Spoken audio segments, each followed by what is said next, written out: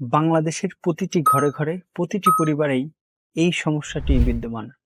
Gastric. হ্যাঁ বন্ধুরা, আজকে আমরা গ্যাস্ট্রিক নিয়ে কথা বলবো। প্রতিদিনের খাবারের মাধ্যমেই কিভাবে আমরা এই গ্যাস্ট্রিককে নিয়ন্ত্রণ করতে পারি সেটি নিয়ে আলোচনা করব। এমন 4টি খাবারের কথা বলবো যেগুলোর মাধ্যমে আমরা আমাদের এই গ্যাসের মতো সমস্যা থেকে মুক্তি পেতে পারি। প্রথমেই যে খাবারটি রয়েছে আদা। আদাকে প্রাকৃতিক অ্যান্টি ইনফ্লামেটরি বলা হয়। এক টুকরা আদা গরম পানিতে দিয়ে বা চিবিয়ে খেলে বমি বমি ভাব এবং অম্লত্ব চলে যায়। দ্বিতীয় যে কমন খাবারটি রয়েছে জিরা পানি। 2 চামচ জিরা পানি একটু ভিজিয়ে কুসুম গরম করে যদি সকালে খালি পেটে খাওয়া যায় তাহলে এই গ্যাস থেকে মুক্তি পাওয়া সম্ভব। টক দই। টক দইয়ে প্রোবায়োটিন তথা উপকারী কিছু জীবাণু পাওয়া যায় যা আমাদের হজম শক্তিকে আরো ত্বরান্বিত করে, আরো শক্তিশালী করে। এজন্য প্রতিদিন দুপুরে টক দই খাওয়া আমাদের জন্য খুবই উপকারী হবে এবং এটা গ্যাস নিয়ন্ত্রণ করতে খুবই উপকারী।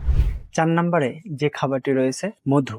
1 গ্লাস কুসুম গরম পানিতে কয়েক চামচ মধু মিশিয়ে খেলে এটি আপনার পাকস্থলীর ক্ষত সারাতে এবং গ্যাস্ট্রিক কমাতে খুবই উপকারী হবে। গ্যাস্ট্রিকের জন্য ফার্মেসি থেকে বারবার ওষুধ না কিনে খেয়ে এই কয়েকটি রুলস ফলো করুন, অবশ্যই দেখবেন আপনার এই গ্যাস্ট্রিকের সমস্যাটি চিরতরে বিদায় নিয়েছে।